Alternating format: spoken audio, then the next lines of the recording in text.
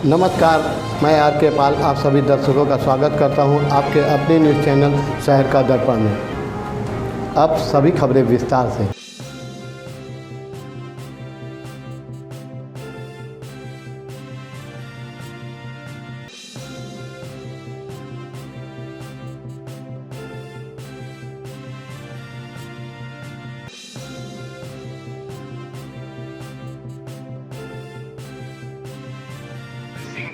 क्या बता? अरे अरे बहुत ये तो एक रिकॉर्डिंग है, बहुत बड़ी तो नहीं है। तुमको फिर लवेड़ोगे क्या? नहीं भैया। ये बता रहे हमारा बकाया ही नहीं, गलत बताया जी। ये तो बड़ी टोन में बोलते हैं, जरा बात कराओ इनसे। हमारी टोन बड़ी अच्छी है गुप्ता जी। अरे गुप्ता जी, मेरी ससुराल भी वहीं की है। आप बाजार में पूछिए, गोरख हैदरगढ़ मेरी ससुराल वहीं की है, पोखरा की। और अच्छा, पोखरा की है कि किसी ने आपको सलाह दिया तो आप एक पक्ष सुन के मेरे से इस तरह से नहीं बात कर सकते। अगर आप ब्लॉक प्रमुख है, उसकी इज्जत आपकी की जाएगी। आप मुझे बुलाएंगे, मैं वहाँ पे आऊंगा, लेकिन आप एक पक्ष सुन के किसी से पैसा मांगने का अधिकार नहीं रखते। और आप मुझे धमकाने की कोशिश मत करिए कि मैंने काम नहीं किया है। यार अंग्रेजी ना पढ़ो। आप मेरे से मत बताइए, ठीक है? आपको मेरे जो करना है कर लीजिए, मेरे से अंग्रेजी मत बताइएगा। ऐसा है आपको मेरे फोन पे फोन मत करिएगा आज के बाद। मेरे फोन पे फोन मत करिएगा, मैं इतना क्या कहूँगा आपको। जिससे बात आपको करनी है करिए, आप मुसलमान से बात करिए, मेरे फोन पे फोन मत करिएगा। मैं 20 बार बोल रहा हूँ आपको। बस ठीक है, छोटी क्लिप सही। शुभम गुप्ता बाराबंकी से, और ये रामजी भाई कर्नलगंज से, ये कंपनी के कार्यकर्ता जितेंद्र वर्मा और बाकी के सारे व्यापारी यहाँ मौजूद हैं। क्या मामला है पूरा आपका? ये जो राजधानी जो मसाला ये क्या था, इसके बारे में कुछ बताइए। मामला ये है कि राजधानी पान मसाला सन 2019 को लॉकडाउन पीरियड में लॉन्च किया गया था कुशल मदान और ध्रुव मदान द्वारा, और उस समय इसकी बिक्री ज़ोरों से आई और माल बिकने लगा। कंपनी द्वारा इसमें कुछ इनामी कूपन डाले गए इसकी बिक्री बढ़ाने के लिए, जैसे कि कैश कूपन और कुछ गिफ्ट आइटम, जो कि कंपनी की स्कीम जब ख़त्म हुई और बाज़ार द्वारा हमें ये कूपन वापसी आने लगे, तो कंपनी मालिक इसे लेने से इनकार कर इसे नकली घोषित कर गया, जिसकी हमने उस समय भी वार्ता की थी। तो उसमें हमको डिले कर दिया गया कि हम आपका हिसाब करते हैं, और आश्वासन देते हुए कि आप काम करिए, हम आपका हिसाब करवाते हैं। उसके बाद इसमें सबसे बड़ी समस्या ये आई कि इसमें ना तो मैन्युफैक्चरिंग डेट, ना तो इसमें FFCI नंबर, और ना ही इसमें जो मूल्य हम ग्राहकों से ले रहे हैं उसमें ये अंकित है कि इसमें कितनी पुड़िया हैं या क्या है, और वज़न भी नहीं है। तो इससे ये टोटल मामले में जब गंभीरता से गए, प्रतीत किया, सारी चीज़ों को निकाला, तो काफ़ी चीज़ें सामने आई कि ये कंपनी ही फर्जी है। इसका जो है रजिस्ट्रेशन वगैरह सब निकलवाया, उसमें ये पाया कि जो है ये टोटल कंपनी फर्जी है और फर्जी निर्माण कर व्यापारियों के साथ धोखा कर रही है। उसी दौरान अभी वर्ष 2022 में अमित अरोड़ा, जो कि राजाजीपुरम में रहते हैं, इनकी द्वारा नियुक्ति की गई कि आप मार्केट की सारी समस्याओं को समझ करके उसका निवारण करें। उन्होंने निवारण करने के लिए उन्होंने भी 6-7 महीने आश्वासन दिया, और अब जब हमने बिना किसी सुनवाई के जब हमने आवाज़ उठाई, हर जगह आगाह किया, तो वो आक्रोश में आकर हमको धमकियाँ देने लगे कि तुम मेरा नकली पान मसाले का धंधा बंद करा रहे हो और हम तुम्हारे ऊपर खुद कार्रवाई करेंगे।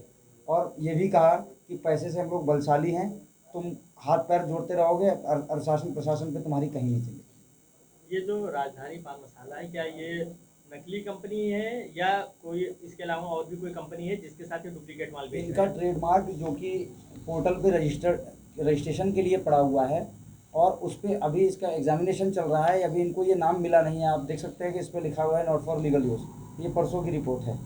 उसके बाद मैंने इनको कोर्ट द्वारा लीगल नोटिस भेजा था, जिसका इन्हें 15 तारीख तक जवाब देना है। लेकिन ये प्रक्रिया इन्होंने सबने चालू कर दी बीच में ही कि आओ बैठ के सेटलमेंट करते हैं, कुछ रुझाव निकालते हैं। लेकिन कल रात में मुझे अमित अरोड़ा जी ने अपने घर पे बुलाया कि कुछ बात करनी है, समझौता करना है, आके समझ लो।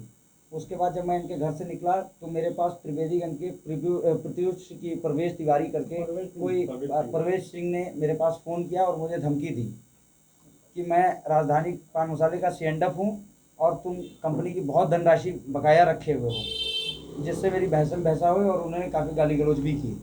और मैं इस बात की सूचना दे सकता हूँ कि मैं सुरक्षित नहीं हूँ। मैंने सारे विभागों में, स्वास्थ्य विभाग में, जिला अधिकारी कानपुर, बाराबंकी व अन्य ज़िलों में हर जगह की IGRS व एप्लीकेशन दे रखी है।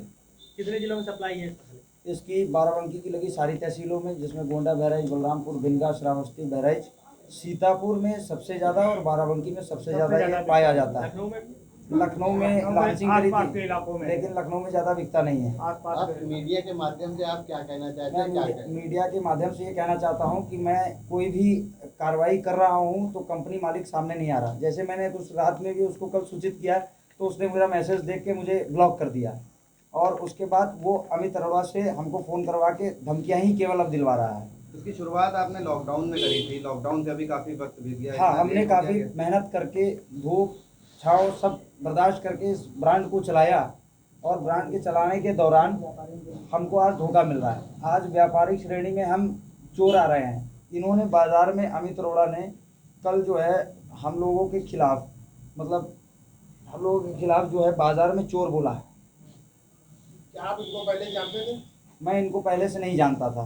ये अमित अरोड़ा है कौन? ये अमित अरोड़ा जो हैं कुशल मदान जी के काफ़ी व्यापारों में संबंधित इनके व्यवसायी हैं, और इनके कहने पे ही कई व्यापार चल रहे हैं, और ये राजाजीपुरम डी ब्लॉक में रहते हैं। ये आपको जो लगातार धमकियाँ दी जा रही हैं, इसकी आपने शिकायत कहीं पर? इसकी शिकायत मैंने आपसे बताया कि मैंने मीडिया के माध्यम से, और जो भी पॉसिबल हुआ, जैसे कि आप देख रहे होंगे खबर भी चल रही है, तो ये सारी IGRS वगैरह। एक चीज़ बताइए, जब लॉकडाउन से मतलब आज 3 साल हो रहे हैं लगभग, मतलब अभी तक आपने इसका नहीं सर्वे किया कि असली है या नकली है, आप इसकी मार्केटिंग कर रहे हैं, तो कुछ तो अनुभव होगा आप लोगों को कि मसाला कैसा है। इसका मतलब ये था कि नया व्यवसाय था। कोरोना काल में कई लोग बेरोजगार हो गए थे।